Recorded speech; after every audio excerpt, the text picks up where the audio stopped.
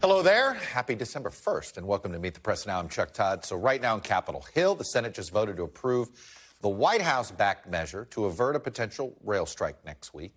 This bill comes amid some maneuvering and drama as some senators push for some last-minute changes, feeling uncomfortable that they were going against some labor unions. The president warned, though, of a potential economic calamity that a strike might cause, which is why these lawmakers have overlooked some of their close ties to labor and are voting for this. We'll have much more on this vote and the fallout in a few minutes. But I'm going to begin with another story that emanates from Capitol Hill today, and it's Congress's first in-depth look at the spectacular collapse of one of the world's largest crypto companies, FTX, as we begin to learn more about how far-reaching the crypto exchange's impact and influence really was on Wall Street, Main Street, and K Street here in Washington, D.C. For the first time since its collapse last month, senators held a hearing on the issue. Little grandstanding, of course, but they were grilling one of the finance world's top regulators, the chief of the Commodity Futures Trading Commission, about what happened and why it happened. In his testimony, the commissioner, Benham, painted the crypto market overall as an unregulated Wild West. He called it a potential threat to national security and warned that we don't have the proper safeguards in place, meaning what happened to FTX could happen again to a company similar to it. Invariably, the questions we are all obligated to answer as regulators are, how did you let this happen, and how will you prevent this from happening again? In the pivotal moment we find ourselves in, the answer to both questions is comprehensive market regulation. At the CFTC, we lack the authority to comprehensively regulate the digital commodity market and to prevent this from happening again. We must be provided appropriate authority by Congress.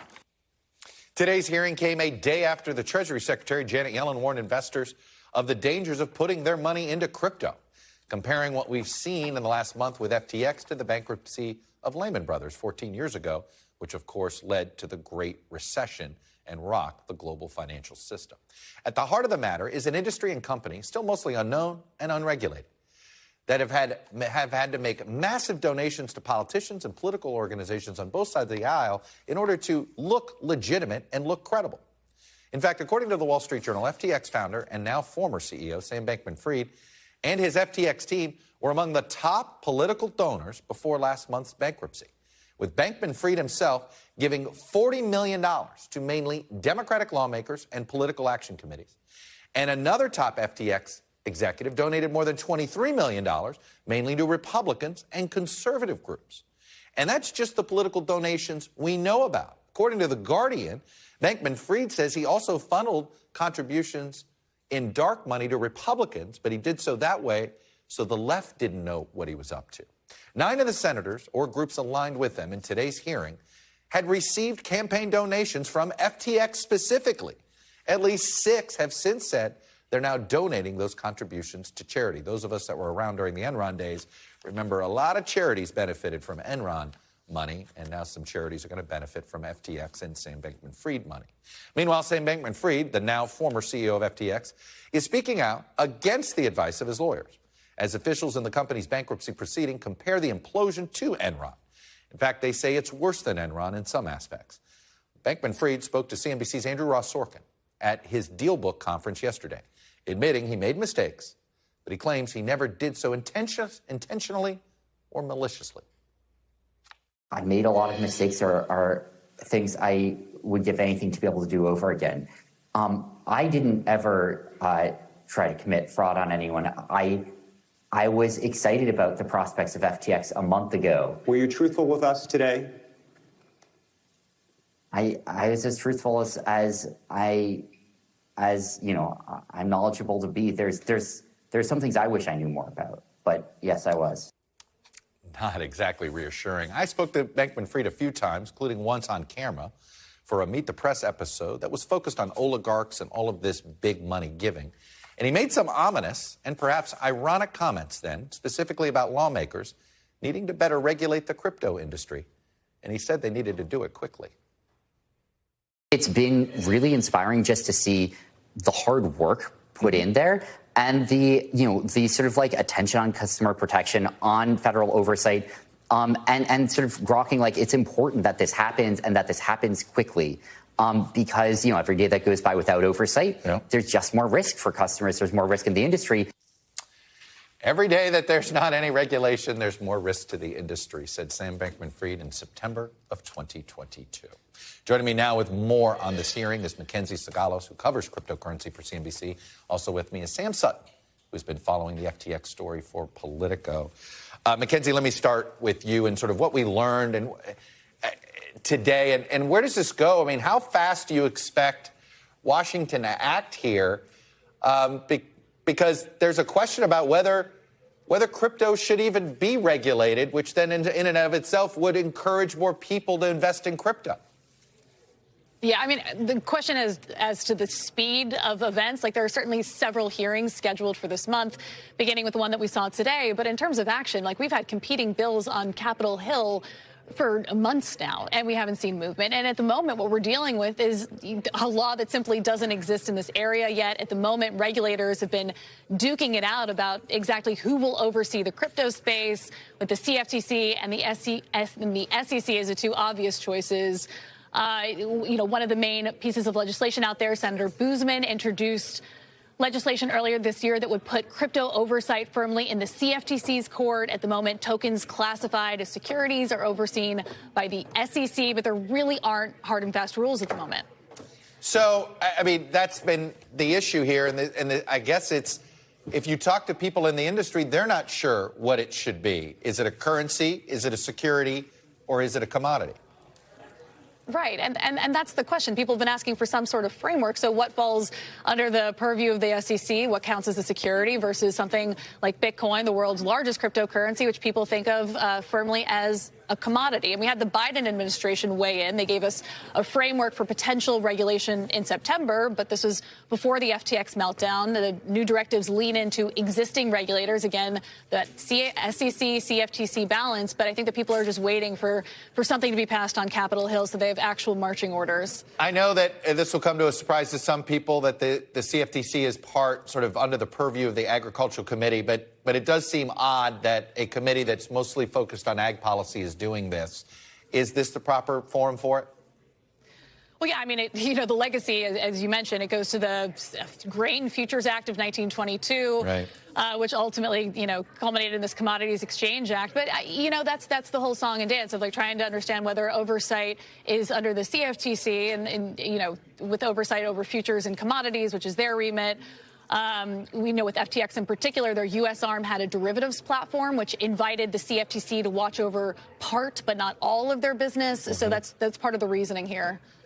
Let me bring in Sam Sutton. Sam, I want to get into sort of the political tentacles here.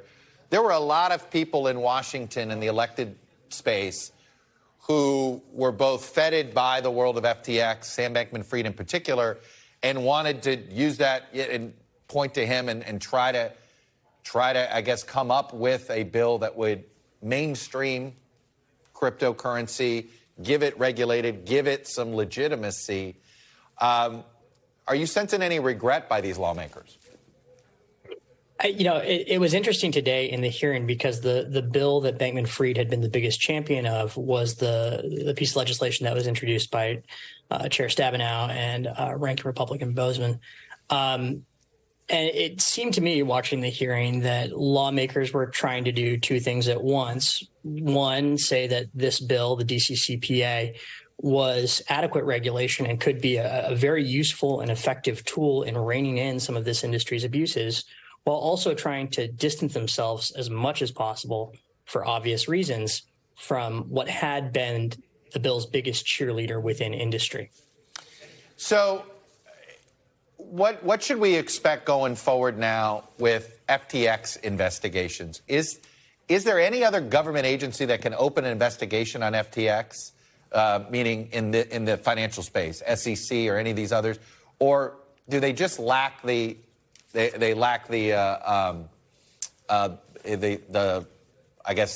jurisdiction to do it? Well, so the SEC and the CFTC and Department of Justice all have active investigations into FTX at the moment, and I think when it comes to the market regulators, it's important to remember that while they might not have had authority to dig into FTX and its Bahamas-based business since it wasn't a regulated U.S. business, they can probe any allegations of, fraud or market manipulation or malfeasance. And guess what? There's a lot of allegations to those points now that this company has imploded in such spectacular fashion. So I would imagine that those investigations are very active and might be, yielding some results here in the near term or coming to a conclusion. Mackenzie, is there any way here that the government could be sued by defrauded investors into FTX for not inserting itself into this?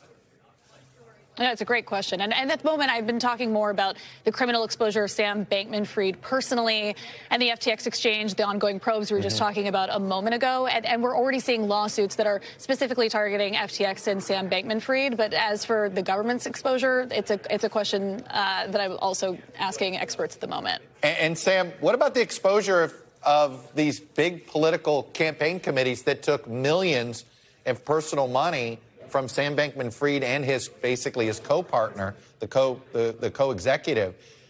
Sam Bankman-Fried said he threw all his money into FTX, so it implies that any money he got was from FTX, and so whatever he was spending could, in theory, be investor money that is part of this fraud. That's a great point. That was actually a question that Bankman-Fried answered, and take his answer with as big a grain of salt as you would like. In yesterday's interview at DealBook, I believe he said that the bulk of those contributions came from profits that his investment firm, which was connected to FTX, Alameda Research, had generated in previous years. Gotcha. Mackenzie, how many other FTXs may go under? In terms of other crypto exchanges, it might follow in its footsteps. We're already seeing exposure this week with BlockFi filing for bankruptcy. And there's this very big push to have crypto exchanges show some sort of proof of reserves, that they actually have the customer deposits that they claim to. So we're seeing some exchanges voluntarily give these partial proof of reserves. But there are no rules that they have to. At the moment, there are questions about the health of Digital Currency Group. So that includes Genesis. That's Barry Silbert's crypto empire. People are looking at that. So something to keep an eye on. Mackenzie Sigalos, Sam Sutton. It's a bit of a complicated story, but I appreciate you guys trying to make some sense of it for us. So thank you. Let me turn back now to the breaking news that we reported at the top of the show. The Senate just officially voted to avoid a potentially disastrous railway worker strike. This comes after the House voted to avoid the strike and ratify a tentative deal between the train companies and rail worker unions, despite the objections of several of those rail unions, specifically over the issue of a lack of sick days in the agreement. The situation put some pro-union Democrats in a tough spot because it would basically overrule some of the union workers' demands.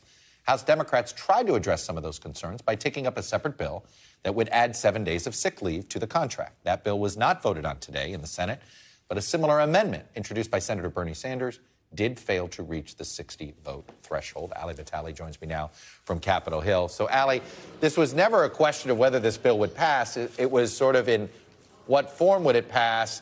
And was there, I'm curious, any Republicans vote with Sanders on this amendment?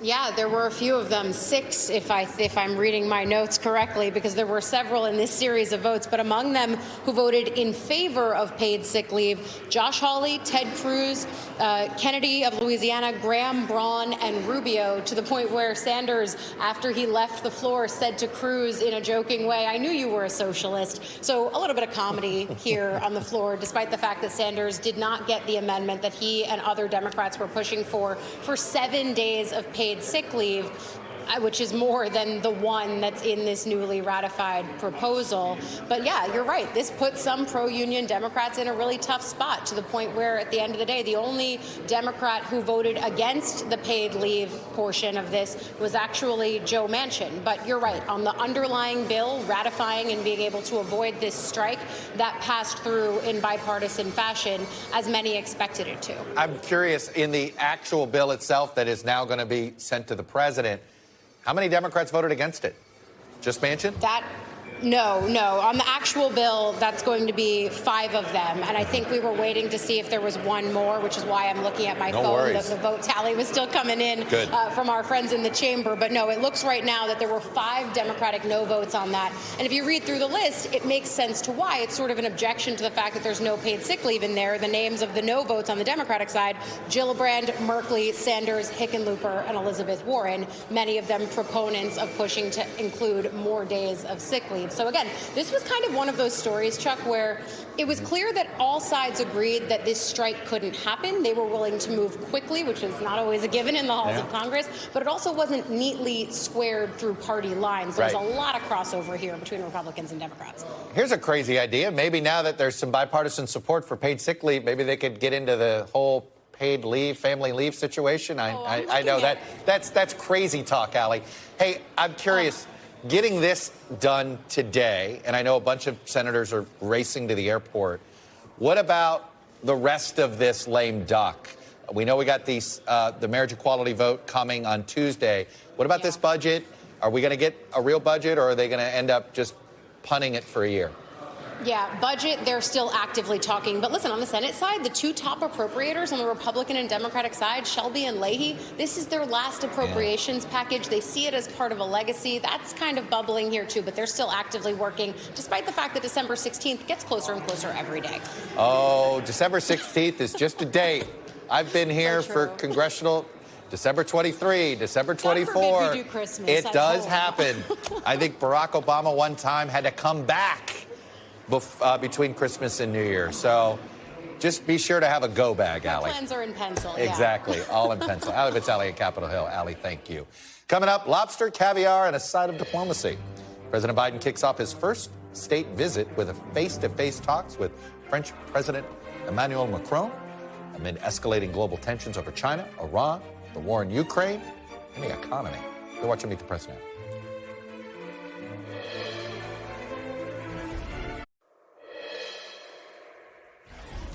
Welcome back. The White House is rolling out the literal and figurative red carpet as President Biden hosts his first state dinner as president. He's going to be welcoming French President Emmanuel Macron to the White House. He's already really welcomed him to the White House. The dinner will be tonight. The 2 leaders have been in meetings all day, where the White House says they discussed a range of issues, including the war in Ukraine, Iran, and climate change.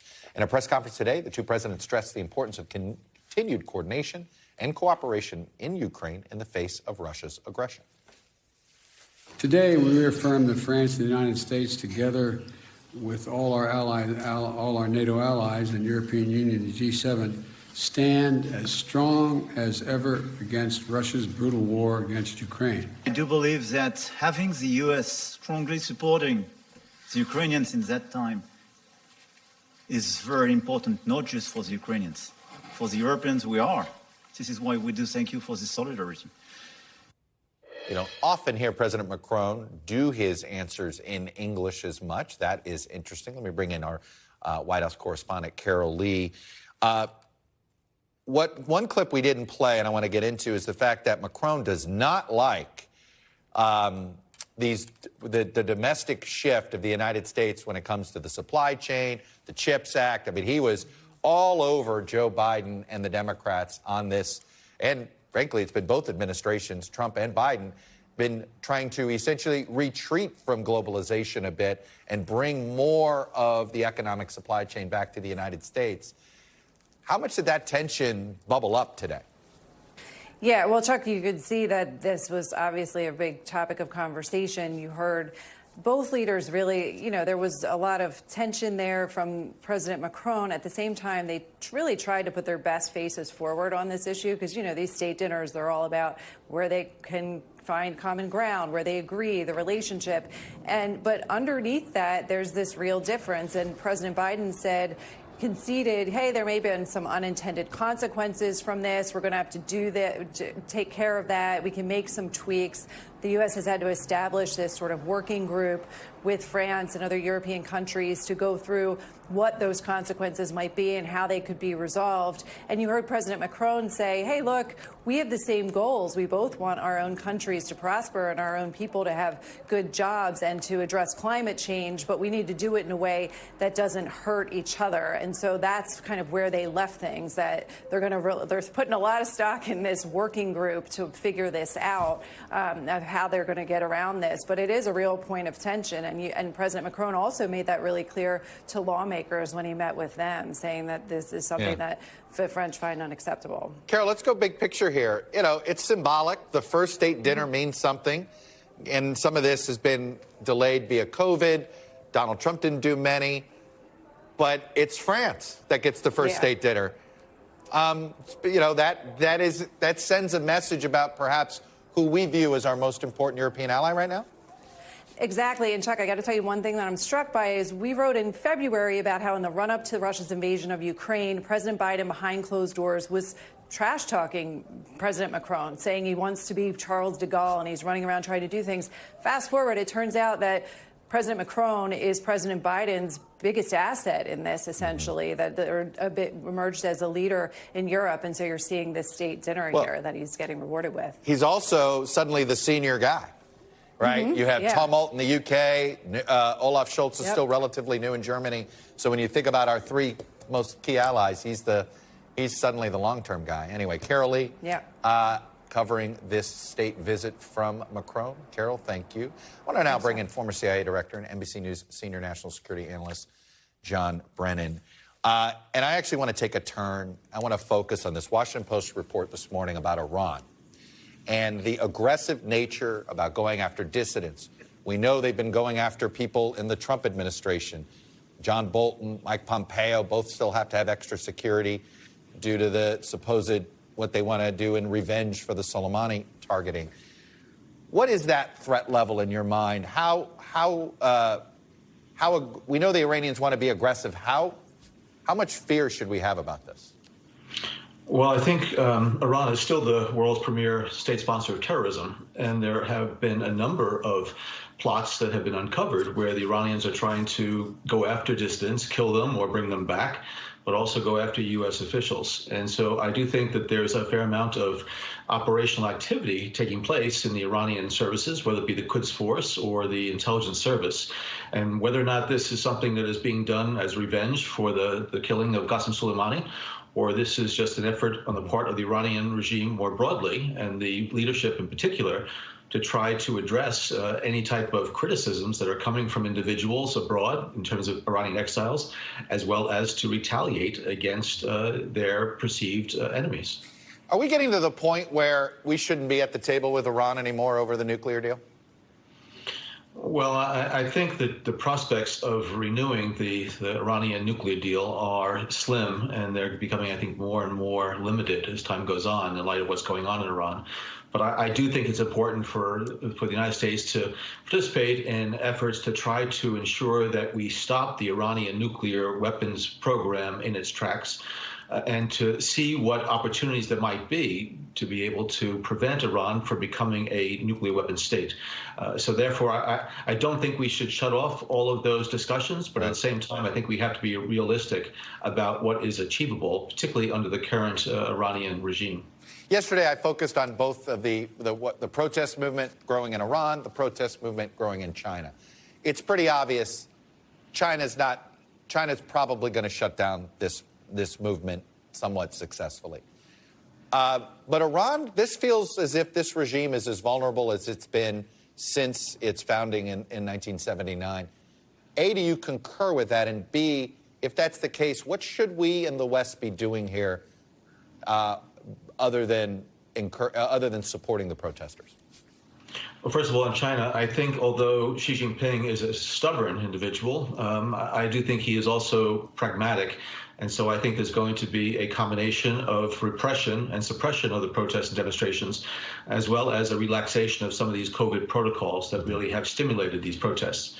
In Iran, I do think the Iranian leadership is quite concerned that these demonstrations, the most serious in many years, could in fact gain additional steam and momentum. And so I think they will be resorting increasingly to repressive tactics. We have had many, many hundreds of Iranians who have been killed. There are thousands who have been incarcerated. And these demonstrations are distributed pretty widely across Iran. They're not really coordinated. They're spontaneous. There's no real leadership or leadership in exile like you had in the late 70s under Ayatollah Khomeini. So I do think that the hill is rather steep for these Iranian demonstrators to climb if they have hopes of really making change in the Iranian political structure. But I don't think that they are going to just peter out completely. But I do think that there's going to be increasing clashes and unfortunately bloodshed on the streets of Iran. What would you want the West to be doing here? I think we want to be speaking out as forcefully as we can against the Iranian repressive measures and these lethal actions that they're taking. I do think we have to continue to put pressure on some of those countries that continue to have a relationship with Iran and to see whether or not the Chinese, and we see what is happening now with Putin and Russia, they have in fact strengthened the relationship with Iran significantly. But I do think that there needs to be more and more international outrage over what's going on inside of Iran. We have to be careful not to be seen as trying to manipulate the situation so that we, in fact, are engineering some type of coup or change. But I do think what we need to do is to use our voice and our soft power as much as we can to encourage others to tell the Iranians that Iranian regime that this is unacceptable. Right, but sometimes our fear of looking like, of being blamed to be instigators, sometimes we create even more hesitation. I mean, I think back to 2009 and the Green Revolution, and I think even in hindsight, you were part of that. In hindsight, I think now there was some wish that we among others, should have spoken out more forcefully, no? Yeah, and it is a delicate balance, but I would be on the side of encouraging more and stronger language against Iran, and also to be more sympathetic, outwardly so and explicitly so, with the demonstrators as a way to send a signal inside of Iran that those who are opposed to the regime have a lot of supporters on the outside, including the United States. I think it's important for us to be able to send that signal without provoking even greater bloodshed. But unfortunately, I think the Iranian story is one that is going to have greater instability in the future. Should we open our doors temporarily to any Iranian dissident who needs safe haven? I wouldn't say any Iranian dissident, but I do think what we have to do is to use whatever avenues there might be to try to build those bridges with Iranian dissidents, exile groups, and others, and using intelligence as well as law enforcement and diplomatic channels to reach out. I do think that there's an opportunity here that we need to seize. John Brennan, there's a lot more I'd love to ask you about, but I have the tyranny of time, unfortunately, on my side. Good to see you. Thanks for coming on and sharing your perspective. Up next, we're going to dive into some domestic politics. Former President Obama is hitting the campaign trail again. Georgia, that's tonight. But first, we continue our celebration of 75 years of Meet the Press with some clips and highlights from the best archive in news. You can explore it all, by the way, online using our special interactive website. Scan that QR code right now, and you will be able to get there immediately. But before we go to break, here's President Jimmy Carter making an historic announcement about not sending American athletes to the 1980 Olympic Games in Moscow. Mr. President, assuming the Soviets do not pull out of Afghanistan anytime soon, do you favor the U.S. participating in the Moscow Olympics? And if not, what are the alternatives? No, neither I nor the American people would support the sending of an American team to Moscow with Soviet invasion troops in Afghanistan. I've sent a message today to the United States Olympic Committee spelling out my own position that unless the Soviets withdraw their troops within a month from Afghanistan, that the Olympic Games be moved from Moscow to an alternate site or multiple sites, or postponed or canceled. If the Soviets do not withdraw their troops immediately from Afghanistan within a month, I would not support the sending of an American team to the Olympics.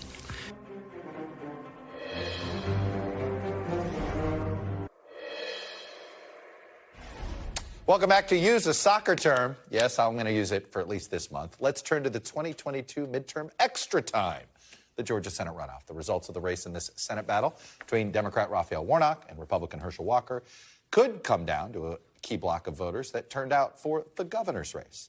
Check this out. Roughly 150,000 more Georgians voted in the governor's race for incumbent Brian Kemp than either of the two Senate candidates on Election Day. Those are tens of thousands of Georgians who were comfortable voting for a Republican for governor, but not comfortable voting for Walker. While Kemp himself is going all out for Walker, it hasn't yet convinced Kemp's own Lieutenant Governor Jeff Duncan, who did not vote for Walker earlier this month and said last night he couldn't bring himself to vote for Walker this time around either. Take a listen. I showed up to vote this morning. I was one of those folks who got in line and spent about an hour waiting. And, it was the most disappointing ballot I've ever stared at in my entire life since I started voting. I had two candidates that I just couldn't find anything that made sense for me to put my vote behind. And so I walked out of that ballot box showing up to vote, but not voting for either one of them. Joining me now on set, Leigh Ann Caldwell, Washington Post Live anchor and co-author of the Early 202. Cornell Belcher, Democratic pollster, NBC News political analyst, and does his share of Georgia polling in particular. Stephen Hayes, editor and CEO of The Dispatch, and also an NBC News political analyst. So, Cornell, I said that about Georgia. You see a lot of numbers. There's a part of me that sits there and thinks, then Walker can't win this race. What? Okay, tell me why I'm wrong. All right, yeah. Well, what would concern you in Team Warnock land? Well, a couple things. One is getting those voters back out for runoff. Right now, it looks like, and I think the lieutenant governor was a perfect example of the problem that Herschel Walker has, is that all those Kemp voters, what's their energizing moment for turning back out right now, especially with the Senate already decided, right? Those Kemp voters who did not go down ballot, how are you going to turn those back out? Right now, it looks like that the Warnock campaign does have a slight edge, but Chuck, it's Georgia. It's going to come down to maybe 30, 40,000 votes. It's going to be razor thin. Either way, I think Walker was absent from the campaign trail the last sort of week or so, which I know is giving a lot of people pause there. But he's also got a built-in energized base of supporters there, but not the Kemp voters that he needs to get, I think, to get over the top. Steve, I know where your head is at on Trump world, right? And what you think Trump has done to the conservative movement. If Walker wins, is that a setback? You see what I'm saying? In the attempts to purge Trump from the party? The question. Yeah. I think certainly Donald Trump would tout it as a victory, right? Even though he's not in the state and he's not a very active part of his campaign. His guy. It's his candidate, but it was also Mitch McConnell's candidate pretty early, right? So Mitch McConnell, I think, would take some credit for that. Yeah, I think it would be a setback for the parts of the Republican Party who want to do what they can to move on from Donald Trump, because Herschel Walker is so manifestly unqualified to be senator. And what you saw from the lieutenant governor there is an expression of what so many people are saying about Herschel Walker in generally and in private. They will say, we don't want him as a senator. We'd like the vote, but we don't want Herschel. Nobody's enthusiastic about Herschel Walker as a senator. Leigh Ann, that's what I sense from Republicans here in D.C. They're like, oh, my God, what if he does win? Because they just worry that he would be this just constant potential problem, or he just stays quiet for 6 years. I mean, I don't know whether that's healthy. Yeah, I mean, it's not that hard to go into the Senate floor and vote up or down. Tommy Tuberville seemed to figure this out. Right, exactly. But can he also keep his mouth shut, too, when he's asked questions by reporters in the hallway? And that's the problem.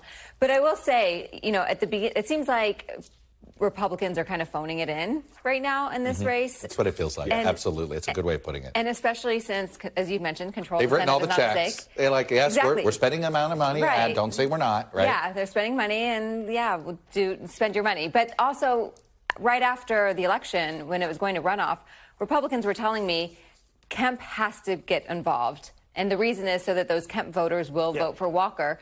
And it's just not working. It doesn't seem to be. I mean, we'll see, but it just, Kemp was the sauce that they thought was going to help Walker in this runoff. And we'll see if he's able to pull it out. All right, speaking of Trump, here's a new national poll that is going to drive Mar-a-Lago's chief resident crazy. It comes from our friends at Marquette University. It's a national poll. This is not of Wisconsin. It's a national poll. These guys do a good job here. As you can see, Biden versus DeSantis is 42-42. Biden versus Trump is 44-34, 10-point deficit there. Look, this is less about DeSantis to me, and this poll shows you this is where there's some Trump fatigue in the Republican Party. Yeah. It's clear. Is it enough? That's the question. Is it enough? I don't find that poll at all surprising, right? I mean, this is what we know about the current Republican Party. And what's interesting in the aftermath of this controversy over the dinner with the bigots that Donald Trump had. That's a nice way of putting it. Dinner with bigots. Yeah, I mean, that's basically what it was. We all knew, he knew what he was doing there. This is not some secret. Kanye West has been making these comments generally. There's a difference between the way that Republican elected officials are reacting in the aftermath of that dinner and all of the other Trump controversies before. Because it used to be that they would scurry around Capitol Hill and try to avoid comment because they didn't want to be entangled. They didn't want to antagonize Trump. They mostly, I don't think, care about that anymore. So they're willing to speak out, or they don't want to say anything because they're just exhausted by the whole thing. I was just meeting with someone up on Capitol Hill, and it was a senior aide. It wasn't an actual member, but unprompted said, now that Trump is out of the picture. And it was just so telling to me, and this is from a conservative member, and it was just, it was a sign that, okay, they think that he really has no viability. But I will want to point out, condemn racism and bigotry because Trump doesn't have power now. By the way, speaking of the bigots that he had dinner with, one of them showed up on Alex Jones. So you can only imagine when Kanye and Alex Jones, how horrible the commentary is, and at some point Hitler gets praised. Well, I'm not playing that clip, but I do want to put up a statement by the Republican Jewish Coalition, who finally was much tougher than perhaps some thought that they should have been before. Given his praise of Hitler, it can't be overstated that Kanye West is a vile, repellent bigot who has targeted the Jewish community with threats and Nazi-style defamation. Conservatives who have mistakenly indulged Kanye West must make it clear that he is a pariah. Enough is enough. Let me answer that last sentence, Cornell. Conservatives who have mistakenly indulged. Come on. We know who it is Donald Trump who has indulged this person. Nobody else has truly indulged this person other than him. Yes. It's still this fear, Steve, right? And that there is a fear among some groups that, like, well, Trump could be the nominee, so we don't want to be that far out there. Well, and I think you have to equate for him in a Republican primary, because there still is a core of voters there that still... And who are the always Trumpers? As somebody said, we know never Trumpers. Who are the always Trumpers? Yeah. But in a Republican primary where you have such a small number of people voting, and we just saw it, right? All these, and we're thankful for it on the Democratic side, all these cuckoo candidates that he sort of put his arms around and helped take across, and Herschel Walker's probably going to be the last of them. They didn't do too well in the general, but he's a force in the Republican primary. But here's where Ron DeSantis actually matters. For years it's been, if you were a conservative or Republican, you opposed Donald Trump, the de facto assumption of all other conservatives and Republicans was that you were for Joe Biden or you were for Hillary Clinton in 2016. Now, those conservatives have a place to go, and they can park with Ron DeSantis. They may not support him if he runs in 2024, but for now, they can say, no, I'm not for this guy who's dining with a collection of bigots. I'm for this guy who's like him in some ways, but isn't. By the way, DeSantis is starting off almost in a place that is impossible to live up to. Look at these favorability ratings right now among just Republicans, Leigh Ann, in this same poll. 68-10 is his fave-unfave. Donald Trump, among Republicans, has a 32% unfavorable rating. And, of course, Mike Pence has a 40% unfavorable rating, simply, obviously, because he followed the oath of the Constitution there. But 68-10, I mean, Ron DeSantis actually needs Donald Trump to stay in this race. Yeah. I think actually more than, because the minute Ron DeSantis is not running against Donald Trump, that 10% is not going to last. Yeah, I mean, has Ron DeSantis peaked too soon? We're 2 years out. But you're absolutely... Is DeSantis Italian for Scott Walker? I mean... We're going to find out. If he embraces ethanol. Scott Walker's campaign was a stretch of my maternity leave. I had a baby. He was leader. I came back, and he was out of the race. Anyway, but that's such a great point. Like, DeSantis is now a foil to Donald Trump. Donald Trump is a foil to Ron DeSantis, because Ron DeSantis looks like the Donald Trump ideology without the baggage. Yeah. So, I being gone through this before, and seeing a lot of front runners, the bodies of front runners litter throughout history here now. You don't want to be the front runner right now. George W. Bush is the only front runner I can think of in sort of my era that started it. It really did sort of, and even he almost had to have near campaign death experience, but he was able to survive. Not everybody's George W. Bush. I think if I'm one of the people on the back benches looking at Ron DeSantis and Trump, I'm saying go at it, right? Because you're both going to take each other out. See my guy Howard Dean and And No, I know. Well, and Hillary Clinton, 08. I mean, Hillary Clinton, 08. Howard Dean, 04. I mean, we can go down the line. When should other Republicans jump in? That's a very good question. I mean, I've got a sort of an unconventional view on this, that more Republicans getting in is better to stop Trump. Because I'm with you on that. I know there's this fear of having too many. There are three of us now. Yeah, no. I don't understand this. Look, eventually you should get out, but early, come in early. Yes. That's okay. Now, precisely don't because, stay in. Right. Yeah, precisely because we haven't seen from prominent Republicans who want to remain or grow in elective office sustained criticism of Donald Trump and what he's done. And I think you have to have that first before there can be the kind of winnowing. You need to litigate the Trump issue, is what you think. Yeah. And it'll be important to hear, I think for Republican voters, to hear people criticize Trump on substance, on his time in office. I interviewed Chris Sununu this morning, and that's what I was about to prompt you about. Okay. So he was the strongest, I think, that he has been against Trump. He said Trump, his brand is bad for America, bad for the Republican Party, and he says that the country doesn't need Trump and he shouldn't run in 2024. Maybe he's been strong before, but he's still, on the whole election denialism thing. He said, yes, I don't agree with that, but if someone has that position, we shouldn't completely discount them, which is what he told you. I know. About a month ago. Yeah. Well, it's interesting, though, both Sununu and Larry Hogan are on the I Told You So tours. Yeah. Like, hey, we were there earlier, like, welcome to the club. Right. I don't know if that matters to voters, but we should see. Hey, you guys were great. Cornell, Stephen, Leigh Ann, thank you. After the break, could Iowa's first in the nation status soon be over? Narrator says no. New reporting, though, on the future of the presidential primaries. That's next. You're watching Meet the Press Now.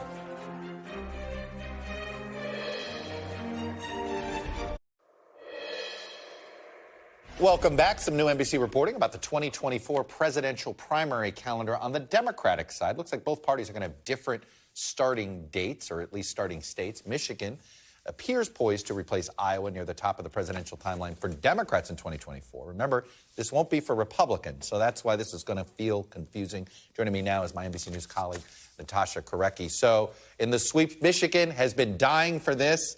I have been covering this for 30 years, and Michigan has been at the DNC bylaw committee begging to be first or second or third in the nation.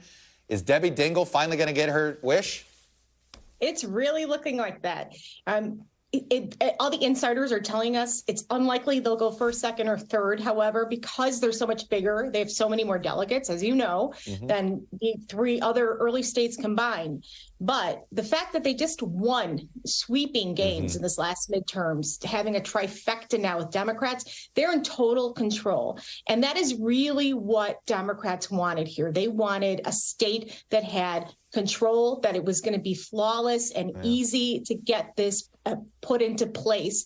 And Michigan is really a favorite. We just now reported that it looks like Joe Biden's preference is Michigan, and Iowa would get the X.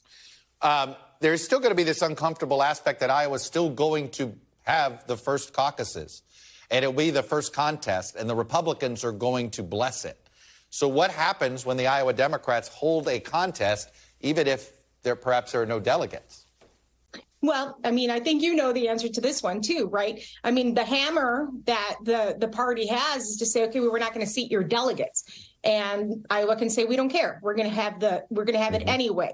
What the party will have to do, what the DNC will have to do is come down harder and say, OK, you're not going to have debates there. We are going to penalize candidates who end up going there and paying more attention to it than other places that we have deemed to be first. So it's really going to be, up to the DNC to see how they enforce this, what kinds of rules they put in place, and what kind of, punishment they put in place afterward. Well, Michigan and Florida once got punished.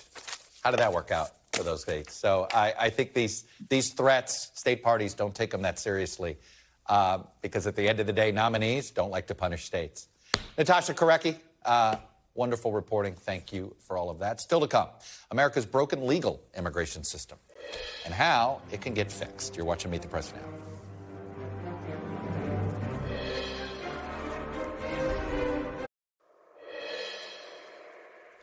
Welcome back. On Monday, we told you about the U.S.'s legal immigration system and how it's failed to bring in enough skilled workers at a time when American employers can't find enough people to fill millions of open jobs. That worker shortage has a direct impact on the supply chain, which means what? Higher prices and, yes, worse inflation. Fewer skilled immigrant workers also mean shortages in industries that are critical to our everyday lives, be it healthcare or other technological-based fields. So, is there a fix? Our CNBC senior economics reporter, Steve Leisman, lays out some potential solutions. Take a look. On U.S. Highway 101 in the heart of Silicon Valley and in New York City's Times Square, billboards recently beckoned workers to Canada. They harped on well-known problems in America's legal immigration system that make critical workers wait months for visas to enter the U.S. if they can get them at all. Despite growing competition for talent from abroad and pleas from U.S. businesses to help solve a critical worker shortage that is especially acute in tech and healthcare, the U.S. political system is gridlocked on immigration reform. The United States is effectively discouraging potential healthcare workers from trying to come to and work in the United States. That needs to change. What we need are system-wide reforms that incentivize and welcome immigrants into our healthcare workforce. Senator Cornyn from Texas even sponsored a bill last year to ease the visa process for healthcare workers. But he highlighted recently why illegal immigration stymies solutions on the legal side. It's hard for us to make progress on areas even where there's consensus on the topic of immigration while the border is on fire. The battle over immigration reform is hamstrung by the fight over securing borders, pathways to citizenship for undocumented immigrants, and concern that temporary visa workers invite companies to exploit foreigners and displace or underpay American workers. And yet economists and immigration experts say solving the nation's legal immigration problem can help reduce inflation, ease that worker shortage, and maintain America's technological lead. Among the fixes these experts say are desperately needed: an increase in the quotas for H-1B visas for specialized workers. The annual quota of 85,000 was set in 2004 and hasn't been changed since. A special carve-out for badly needed healthcare workers, both to enter the U.S. or, when they're already here, a relaxation or a change in licensing requirements so they can work in their trained field. A path to citizenship for foreign students who obtain advanced degrees in the U.S. so the nation can retain the talent it trains. Protections for U.S. and foreign workers from abuses of the visa program. Another issue with the H-1B, which I've written extensively about, is the way that the wage rules are set up, which have allowed employers to underpay many workers by tens of thousands of dollars a year. But even critics like Costa agree the quotas need to be increased. Many warn that if the U.S. doesn't find a way to bring in more of the world's best talent, other countries like Canada will.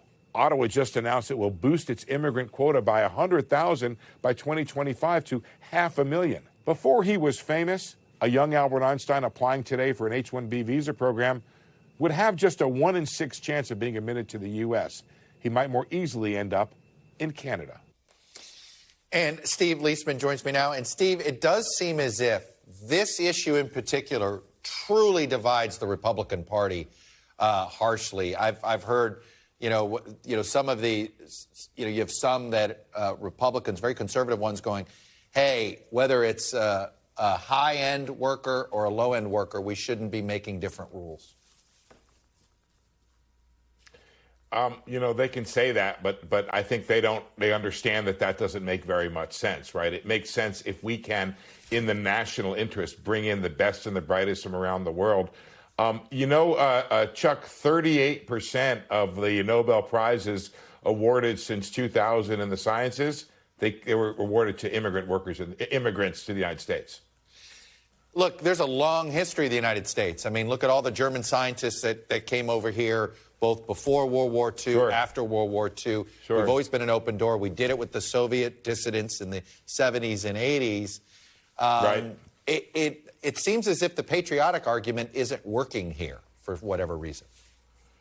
No, and I don't know if it would make people angrier that not only Einstein couldn't get in, but that he might in fact get into Canada. So that's really a problem. And that what we keep hearing is that some immigrants the most skilled people don't want to come here anymore, and that they're being made easier in other countries to go there because they understand what's happening. We even hear, Chuck, of companies that are just simply relocating some of their people to other countries because they can stay. We heard a story of a spouse that of a skilled worker that couldn't stay in the United States, had to go back to India to get a visa, so they moved them both to Ireland. I mean, that doesn't make very much sense. And by the way, Chuck, it is worth adding that there are some disagreements inside the Democratic Party as well on both sides, but it does seem like the Republican Party is most concerned with the illegal side or the undocumented side, and they can't get past that to get to the legal issue. No, I know. They can't seem to split the two because they think if you do, then they'll never tackle the border. Anyway, Steve Leisman over at CNBC. It's good to see you. Great reporting on that front. Thank you all for being with us this hour. I'll be back tomorrow with more Meet the Press Now. NBC News Now coverage continues with Hallie Jackson right now. Thanks for watching our YouTube channel. Follow today's top stories and breaking news by downloading the NBC News app.